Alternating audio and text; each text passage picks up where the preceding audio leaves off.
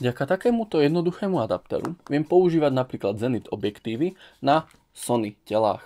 Je veľké množstvo adapterov, ktoré umožňujú všetko od Exacty po Canon, napríklad aj stredoformátové objektívy adaptovať na či Sony, Canon, Nikon.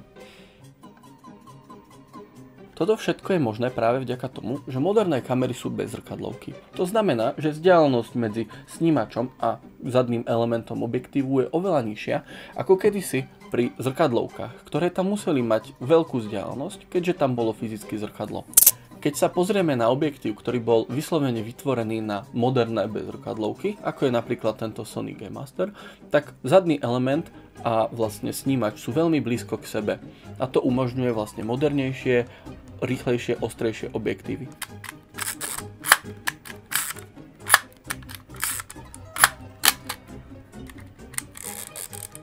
Samotný adapter robí to, že udržiava objektív v určitej vzdialenosti.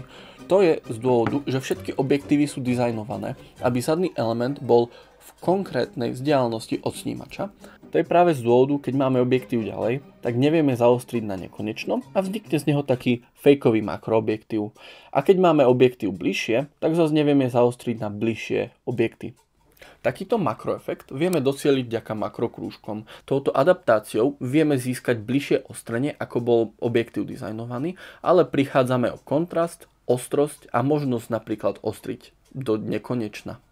Adaptovať nutne nemusíme len na moderné bezrkadlovky. Dá sa to aj v niektorých prípadoch aj na filmové zrkadlovky. Konkrétne tu mám napríklad Canon a som schopný vďaka zopár adaptérom adaptovať aj tento starý Carl Zeiss a umožňuje mi to používať vlastne tiež také isté prípady ako na modernú zrkadlovku. Nie všetky objektívy idú adaptovať. Napríklad moderné bezzrkadlovkové objektívy nebudú tak ľahko pasovať. To je práve vďaka optickému dizajnu. Ale sú výnimky, ako napríklad Sony E-mount na Nikon Z-mount. Existujú rôzne adaptéry, ktoré robia rôzne veci. Úplne jednoduchý, pomerne lacný kovový adapter len drží objektív. Existuje ich veľké množstvo a líšia sa v kvalite spracovania a cene. Drahšie adaptéry môžu mať v sebe piny. To je určené na komunikáciu tela kamery s objektívom. A potom sú tu špeciálne adaptéry, ako napríklad adaptéry so zabudovanými ND filtrami, alebo ako tu mám, adaptér, ktorý je určený na tilt. Vďaka tomuto adaptéru vieme docieliť s akýmkoľvek objektívom, ktorý bude pasovať, taký ten miniatúrkový efekt. Adaptérov vieme používať viacero naraz, len čo môže nastať je, že nemusí byť dobrý tento kontakt a objektív nám bude trošku tancovať na tele. Adaptéry sú skvelý spôsob, ako človek môže používať staré objektívy na modernejších fotoaparátoch. Takto nám to umožňuje používať exotickejšie objektívy, ale aj cenovo dostupnejšie. A je to určite super spôsob, ako sa dostať do fotografie.